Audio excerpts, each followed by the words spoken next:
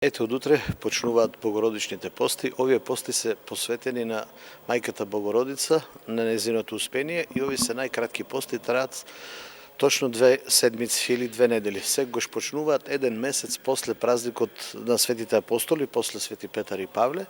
Точно еден месец по нивното прославување почнува и Богородичниот пост. 2 седмици посветени на Пресвета Богородица, пост во кој човекот е повикан на смирение и доближување до Бога. Во овие заклучно 14 дни пред нас од понеделник до петок се пости без масло, сабота и недела со масло, а риба е дозволена само на преображение. Но постот не е само воздражување од храна, туку и време за молитва, прошка и очистување на срцето од гнев и од се што го оддалечува човекот од Бога.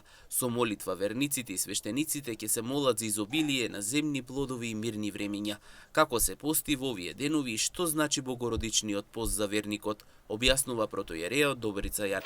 Овој пост е построг од овој божикниот и апостолскиот пост, еднаков на строгост со великденскиот пост, значи од понеделник до петок без масло, сабота недела со масло, а риба е дозволено само на преображение, но има и некои празници каде што нашите браќа и сестри можат да видат на социјалните мрежи, каде што е разрешено и на масло. Овие пости, реков се кратки, посветени на Мајката Божија и на преображение. Црквата има традиција да го благослови лозовиот плод. Значи првото грозје што ќе се набере, се донесува во црквата на преображение, се благословува за Господ Бог да ни даде изобилие на плодови земни, да ни даде изобилие на времиња мирни. Оние кои се подготвуваат за пост треба да се исповедаат, а доколку имаат некакви тешкоти и со постот да се посоветуваат со својот духовен отец. На преображение првото грозје свештениците велат од лозијата се носи во црквата за да се благослови, па потоа се вкусува како прв плод што му го принесуваме на Бога.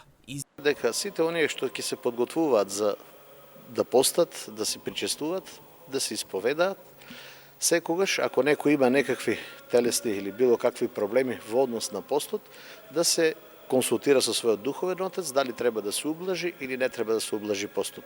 Исто традиција кај нас е да не вкусуваме од лозовиот плод пред преображение, тоест до преображение, грозје да не јадеме и веќе вкусуваме на преображението како првината ќе му ја пренесеме на Бога.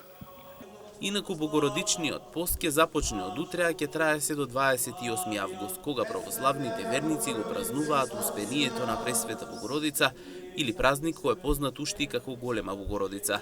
Овој празник секоја година се одбележува на 28 август, менува ден, но никогаш датум.